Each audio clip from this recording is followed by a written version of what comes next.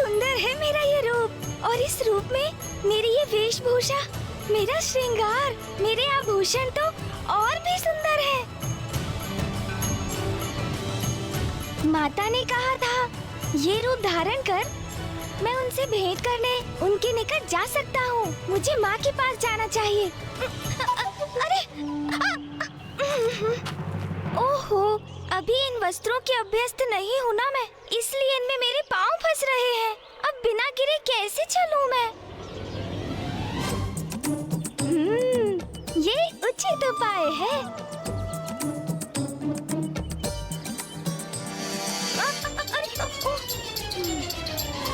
ओहो, फिर लड़खड़ा गई मैं। इसे थोड़ा और ऊपर पकड़कर चलती हूँ।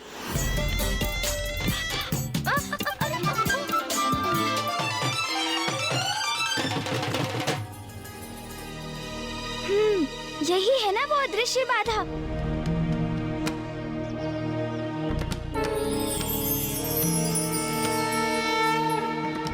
अब तो उसे पार कर आगे बढ़ने में मुझे तनिक भी कठिनाई नहीं।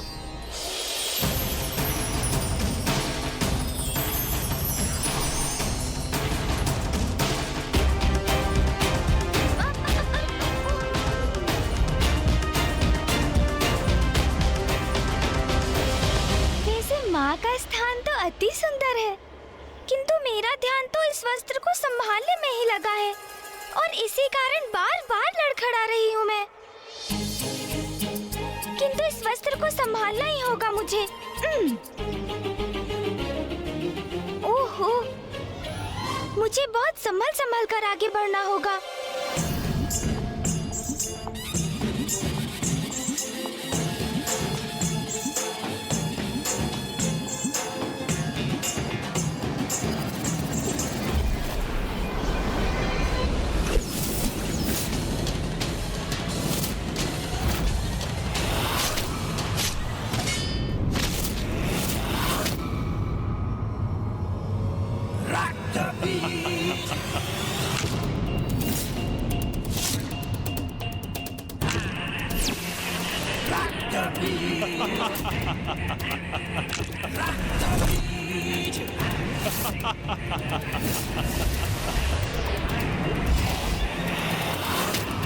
ये क्या? इसके रक्त से इसके अनेकों प्रतिरूप उत्पन्न हो गए।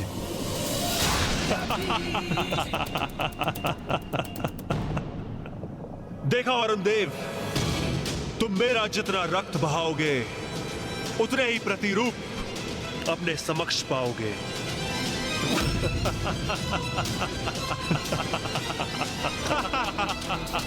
जाओ मेरे सैनिकों, इस देवता को धूल दूषित करो।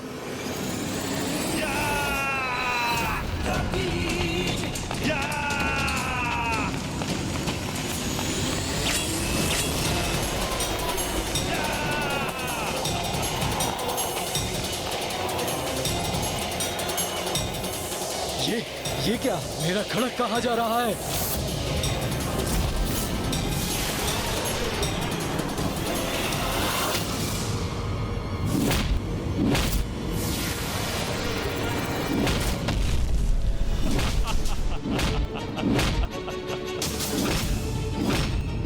ये तो धूम्रलोचन के सैनिक में परिवर्तित हो गए।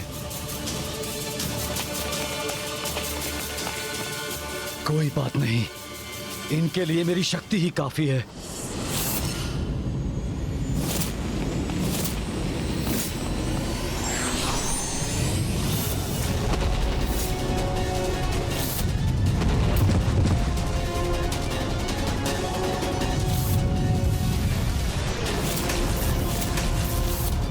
दुष्टासुर, तुम कुछ भी कर लो, किंतु तुम्हारी ये कपट योजना अब मैं सफल नहीं होने दूंगा। अब मैं अपनी अन्य दिव्य शक्तियों से तुम्हें भस्म करूंगा। कब तक रोक पाओगे हमें देवताओं? स्वर्ग लोक तो हम लेकर ही रहेंगे, बस कुछ ही क्षणों की बात है।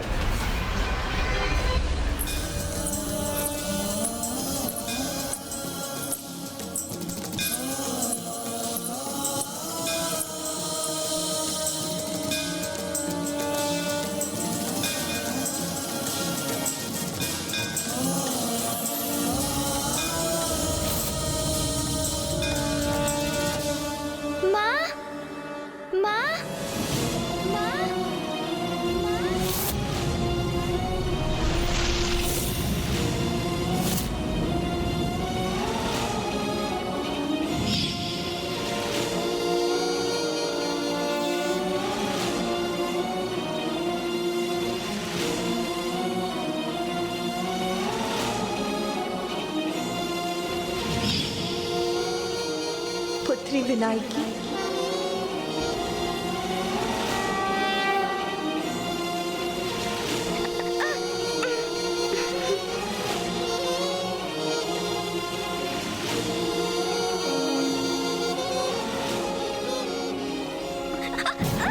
पुत्री, पुत्री गिरना मत।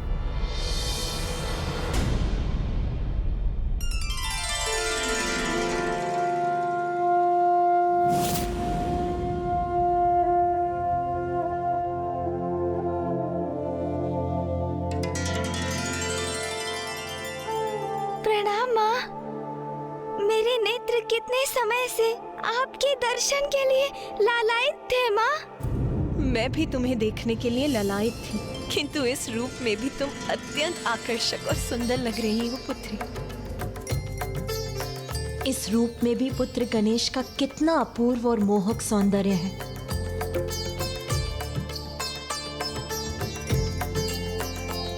किंतु इसने साड़ी को ऐसे क्यों पकड़ा हुआ है? ओह, इसकी साड़ी उचित प्रकार से बंधी जो नहीं है।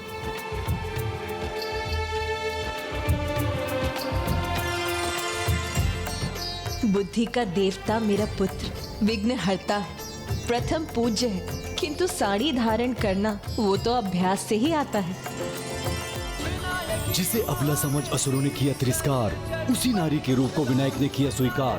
वरद विनायक के विनायकी अवतार की अद्भुत महागाथा। पर हंसी क्यों माँ? क्या मेरा ये रूप सुंदर नहीं है? क्या मैं विचित्र दिख रही हूँ? नहीं नहीं पुत्री, तुम्हारी सुंदरता तो अद्भुत है, किंतु ये अंग वस्त्र ये उचित प्रकार से नहीं बंधी। देखो, ऐसे धारण करते हैं इसे।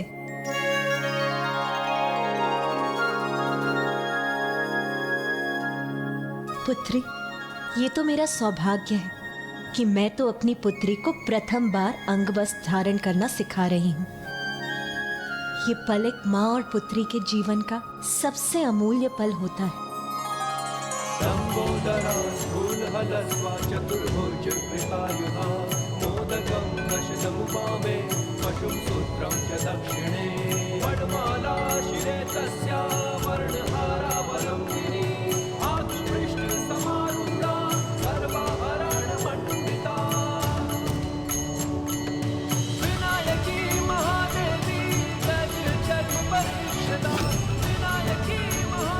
लो, अब तुम्हें चलने में कोई कठिनाई नहीं होगी।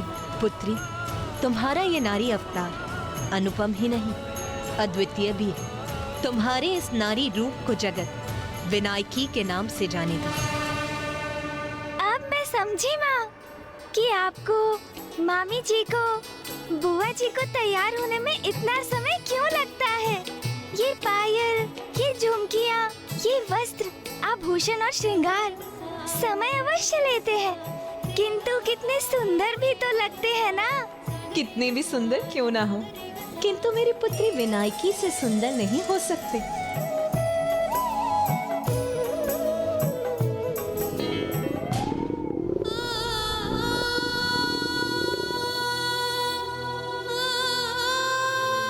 अब तो मेरे मुख में भोजन का एक भी ग्रास तभी प्रवेश करेगा जब स्वयं माँ अपने हाथों से मुझे खिलाएंगी। मेरी पुत्री अभी भी भूखी है। जिसे अबला समझ असुरों ने किया तिरस्कार, उसी नारी के रूप को विनायक ने किया स्वीकार। वरद विनायक के विनायकी अवतार की अद्भुत महागाथा।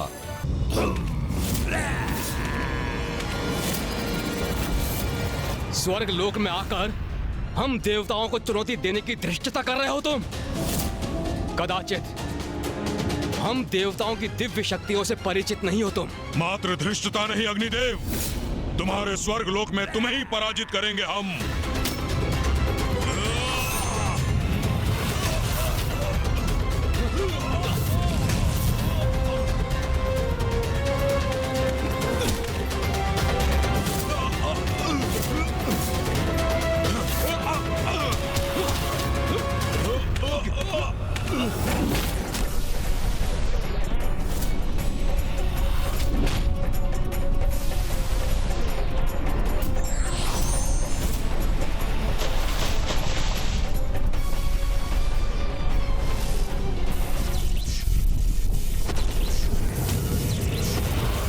वायुदेव, हमारी विकृत शक्ति का सामना नहीं कर सकोगे तुम।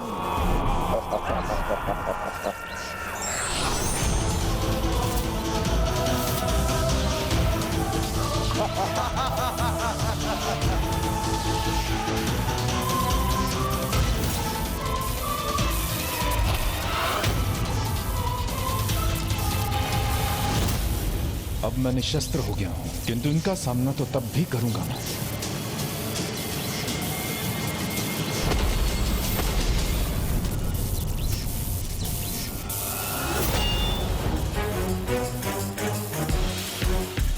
दुस्साहसी निशुम्भ, आज तुम्हें तुम्हारी उद्दंडता का दंड दूंगा मैं। मेरे प्रचंड बल और मेरे तेज का सामना नहीं कर पाओगे तुम।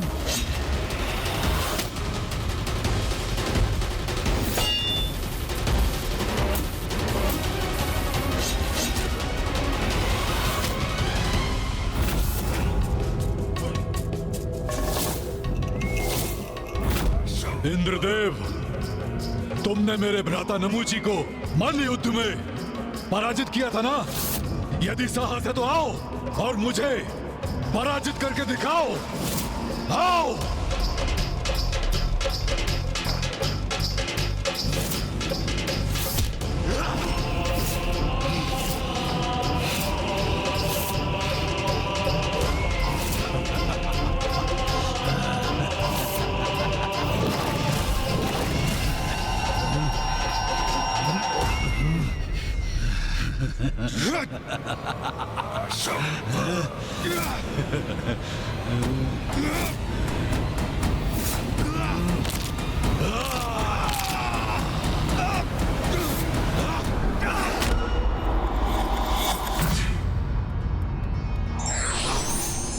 पार्वती के मन में ये कैसा हट कर लिया था तुमने पुत्री?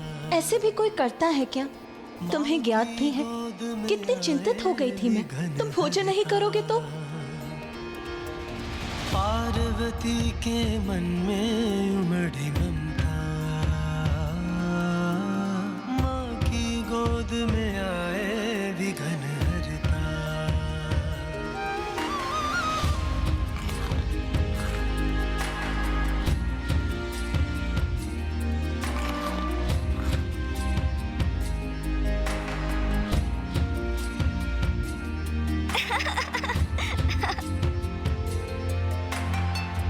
क्या हुआ पुत्री? तुम हंस क्यों रही हो? माँ, अब तो मैं पूर्ण रूप से तृप्त हो गया। मेरा अर्थ है तृप्त हो गई। और आपकी स्नेहपूर्ण उलाहना भी मुझे प्राप्त हो गई। मेरी इच्छा तो यही है कि ये हमारे स्वर्णिम और आनंददायक पल इसी प्रकार निरंतर चलते रहे। किंतु मुझे माँ को शीघ्र वो सब कुछ असुरों के बढ़ते साम्राज्य और उनके अत्याचारों के बारे में बताना ही होगा। शुंभ निशुंभ अवश्य संसार में अपना वर्चस्व बढ़ाने की अपनी कुटिल योजना बना रहे होंगे।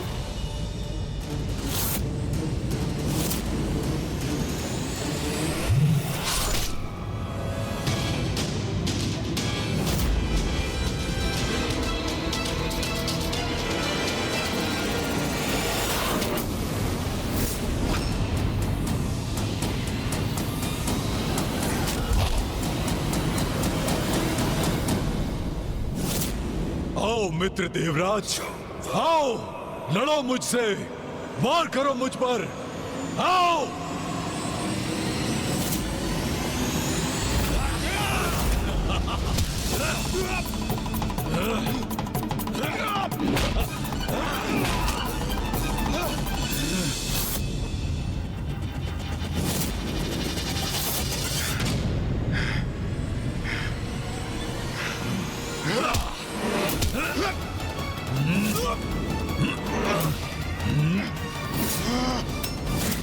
साहस है तो अब मेरे दिव्य ताप का सामना करो निशुम्भ।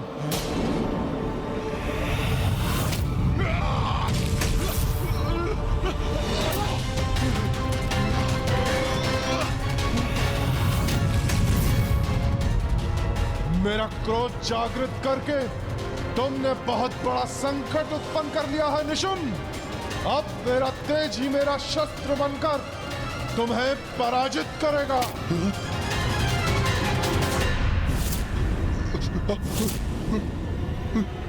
सूर्यदेव के निरंतर प्रहारों का सामना करना कठिन हो रहा है मेरे लिए।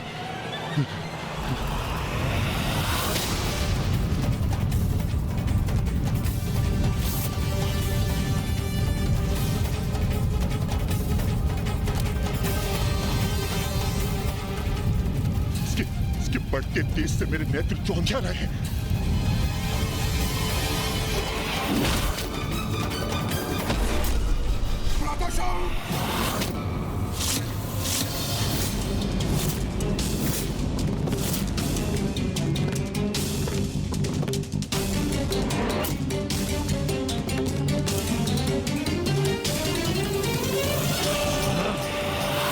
मेरे भ्राता निशुंभ को आहत करने का दुस्साहस किया सूर्यदेव ने, उसका दंड अवश्य प्राप्त होगा सूर्यदेव को।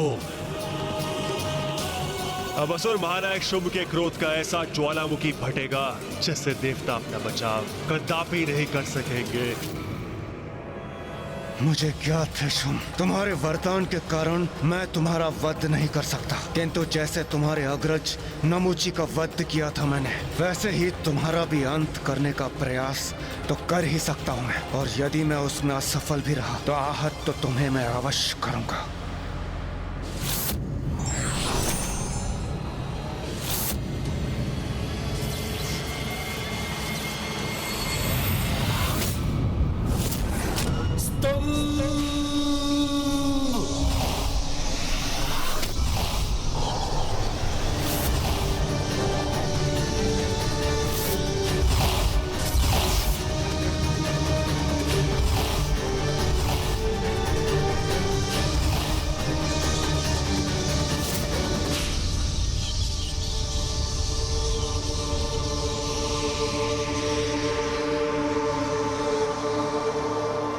भ्राता निशुंभ, मुक्त हो जाओ।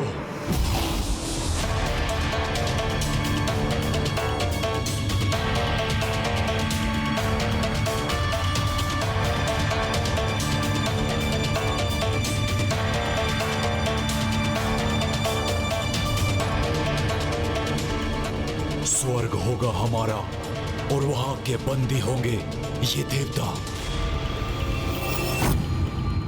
जो घट चुका है और जो घटित हो रहा है मुझे भली भांति ज्ञात है पुत्री। क्या आपको सब कुछ ज्ञात है माँ? हाँ पुत्री, शुंभ निशुंभ कैसा आतंक फैला रहे हैं वो मुझसे छिपा नहीं है। माँ, मैं और भैया यही समाचार आप तक पहुँचाने के लिए आपको ढूंढ रहे थे, क्योंकि हमारे अनुसार वो दोनों दुष्ट शुंभ और निशुंभ अवश्य स्वर्ग पर अपना अधिकार स्थापित करने के लिए किसी कुटिल योजना का निर्माण करेंगे और जिसे आप ही रोक सकती है माँ। इसलिए माँ, अब तो आप मेरे साथ लौट चलिए ना।